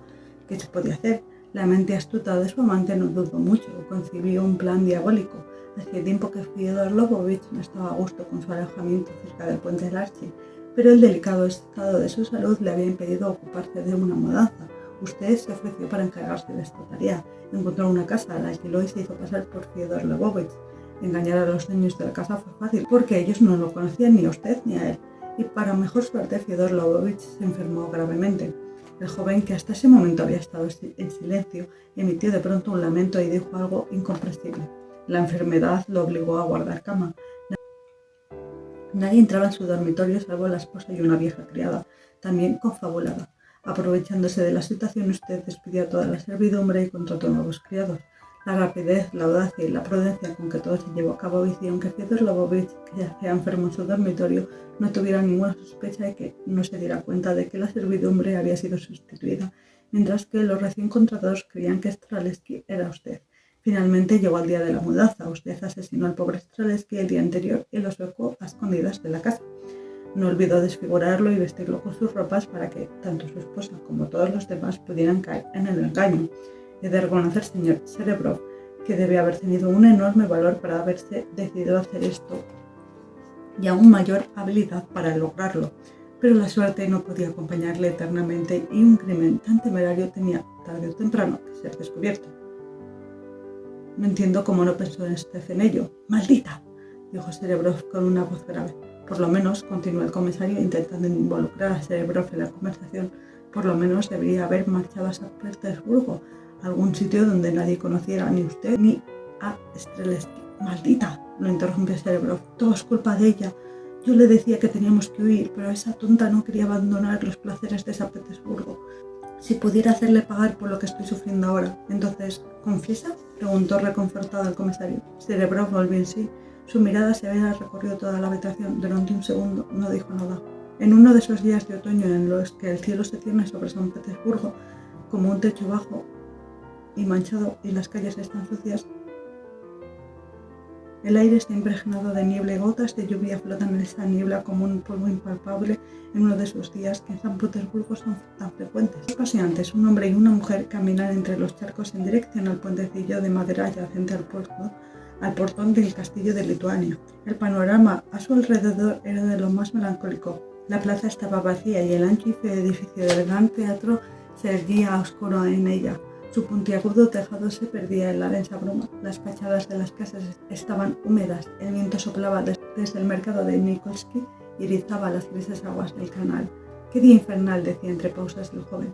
«Creo que en toda mi vida no ha habido nunca un tiempo peor. Tenga cuidado, aquí está profundo. Dé un rodeo.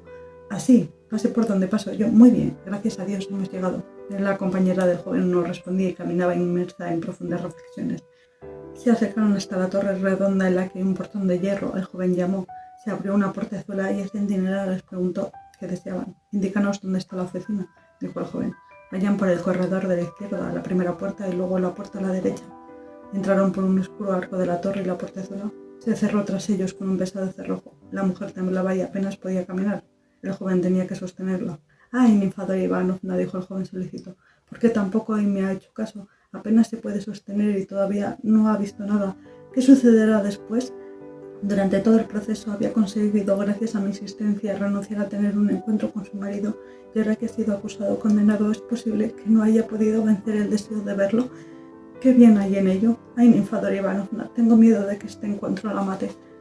Pues que me mate, respondió Ninfadora, intentando ser fuerte. Al menos lo volveré a ver una vez, al menos una sola vez. Verá a ese hombre. ¿Pero es que acaso merece su compasión? Es mi marido, he sido feliz con él. Feliz solamente en su imaginación, porque él la engañaba. Quién sabe, tal vez él también ha sido engañado. Yo solamente sé que ahora es infeliz y que seguramente se arrepiente de su delito. ¿Acaso puedo no compadecerlo? Exilio de por vida, trabajos forzados de por vida. Oh, es terrible. ¿Y no debería yo querer verlo al menos un momento antes de esa separación? Ninfadora y Astrov entraron en la oficina. Estaba llena de prisioneros. Un grupo de criminales destinados a trabajos forzados y al exilio estaba por partir. Unos 15 hombres con la cabeza arropada, vestidos con abrigos grises, estaban de pie ante la reja, tras la cual se sentaba un funcionario que los llamaba en voz alta, uno a uno, y hacía una señal sobre un grueso libro después de cada nombre. Si alguien quisiese constatar hasta qué punto el pecado y los inevitables remordimientos que conlleva puede desfigurar el rostro de un hombre, le había sido suficiente con ver a esa gente. Ahí los hombres no parecían hombres, eran bestias salvajes o monstruos imaginarios. Un alma piadosa no hubiera podido mirarlos sin horror. Alexander Serebrov, gritó el funcionario detrás de la reja, justo en el momento en el que Ninfadora Ivanovna entraba en la oficina.